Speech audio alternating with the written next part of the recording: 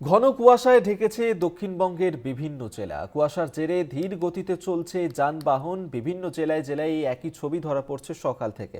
নদিয়ার ছবি আপনাদের সামনে আমরা তুলে ধরবো। নদিয়াতেও সেখানেও সকাল থেকে কুয়াশাচ্ছন্ন পরিবেশ রয়েছে সকাল থেকেই, এবং ঘন কুয়াশায় ঢেকে গিয়েছে নদিয়ায় সেখানে দৃশ্যমানতা স্বাভাবিকের তুলনায় অনেকটাই কম রয়েছে। কুয়াশার জেরে ধীর গতিতে সেখানেও চলছে যানবাহন। নদিয়ার ছবি এই মুহূর্তে তুলে ধরছি আপনাদের সামনে। দেখতেই পাচ্ছেন কুয়াশাচ্ছন্ন পরিবেশ নদিয়াতে, যার কারণে দৃশ্যমানতা অনেকটাই কম রয়েছে নদিয়াতে, এবং সেখানে কুয়াশার জেরে ধীর গতিতে চলছে যানবাহন। কুয়াশার জেরে ধীর গতিতে ফেরিঘাটে ফেরি চলাচলও করছে খুবই ধীর গতিতে। সেই ছবি এই মুহূর্তে তুলে ধরছি আপনাদের সামনে। ঘন কুয়াশায় ঢুকেছে দক্ষিণবঙ্গের বিভিন্ন জেলার ছবি আপনাদের সামনে আমরা তুলে ধরবো। তবে নদিয়ার ছবি দেখাচ্ছি। নদিয়াতেও কুয়াশাচ্ছন্ন পরিবেশ রয়েছে সকাল থেকেই। রূপম রায় আমাদের সঙ্গে টেলিফোনে রয়েছেন, প্রতিনিধি, বিস্তারিত জানবো। রূপম, কুয়াশাচ্ছন্ন পরিবেশ দেখা যাচ্ছে দক্ষিণবঙ্গের বিভিন্ন জেলাতে, নদিয়াতেও সেই একই ধরনের ছবি ধরা পড়ছে।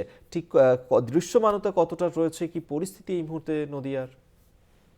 দেখো অভিক, সকাল থেকে কিন্তু ঘন কুয়াশা বিভিন্ন জায়গাতে নদীয়ার। শুধু তাই না, এই কুয়াশাকে কেন্দ্র করে যেরকম রাস্তাঘাটে যানবাহন চলাচল কমেছে, ঠিক সেরকম ভাবেই যাত্রী পারাপারের ক্ষেত্রে যে সমস্ত ফেরি সার্ভিসগুলি রয়েছে নদীয়া, সেগুলি সকাল থেকেই বন্ধ। তার কারণ নদীর ওপার দেখা যাচ্ছে না এই ঘন কুয়াশার কারণে। শুধু তাই নয়, এই এই এই কুয়াশার কারণে রীতিমতো যেরকম দৃশ্যমানতা কমেছে, সেভাবে গাড়ির যে সমস্ত গাড়ি চলাচল করছে রাস্তা দিয়ে, সেগুলি ধীর গতিতে চলছে। সব থেকে বড় ক্ষতি হচ্ছে কিন্তু চাষের দিকে, এমনটাই দেখা যাচ্ছে। কারণ রবি শস্য রয়েছে এখন চাষে জমিতে, এবং সেই জমিতে যদি বেশি কুয়াশা পড়ে তবে অনেকটাই ক্ষতি হয় বলে চাষিরা আশঙ্কা করছেন। তবে এই কুয়াশার কারণে যেটা সব থেকে বড়, যারা নিত্যযাত্রী বা বলা যেতে পারে অফিস যাত্রী, যারা নদী পারাপার করে যান, তাদেরও বিভিন্ন রকম অসুবিধার সম্মুখীন হতে হচ্ছে। তাই সকাল থেকে এই এখনো পর্যন্ত বেশ কিছু নদীঘাট দৃশ্যমানতার কারণে বন্ধ রাখা হয়েছে এবং কিছু খুলে দেওয়া হয়েছে। তার কারণ এই কুয়াশা যত বাড়ছে তত কিন্তু এই দৃশ্যমানতা কম থাকার কারণেই এই ভোগান্তির শিকার হতে হচ্ছে নিত্যযাত্রী থেকে সাধারণ মানুষকে। তবে কুয়াশার কারণ মূলত মেঘলা আকাশ, এবং সেই মেঘলা আকাশ যতদিন না কাটছে ততদিন এই কুয়াশার যে প্রাদুর্ভাব সেটা চলবে বলে মনে করছে এলাকাবাসী সহ ওয়াকিবহাল যারা সাধারণ মানুষ রয়েছে। অভিজ্ঞ। ধন্যবাদ রূপম রায় টেলিফোনে ছিলেন প্রতিনিধি। দক্ষিণবঙ্গের বিভিন্ন জেলাতেই একই ধরনের পরিস্থিতি বজায় রয়েছে। বিভিন্ন জায়গার ছবি তুলে ধরছি আপনাদের সামনে এই মুহূর্তে।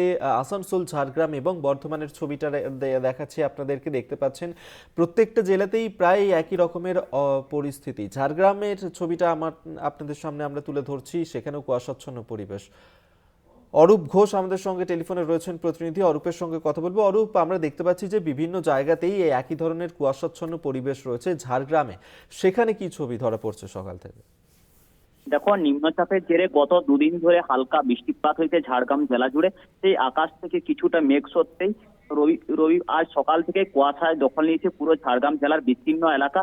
সকাল থেকে রাস্তাঘাট ঢেকেছে পুরো ঘন কুয়াশায়, ফলে চরম সমস্যায় পড়তে হয়েছে সাধারণ মানুষজন থেকে শুরু করে যানবাহন চালকদের।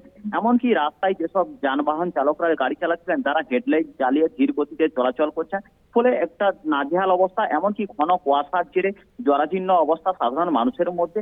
গত 24 ঘন্টায় ঝাড়গ্রাম জেলার সর্বনিম্ন তাপমাত্রা প্রায় 15 ডিগ্রি সেলসিয়াসের কাছাকাছি, এবং এই যে ঘন কুয়াশার জেরে ভারী পোশাক পরেও গন্তব্যে বেরোতে হচ্ছে সাধারণ মানুষজনকে।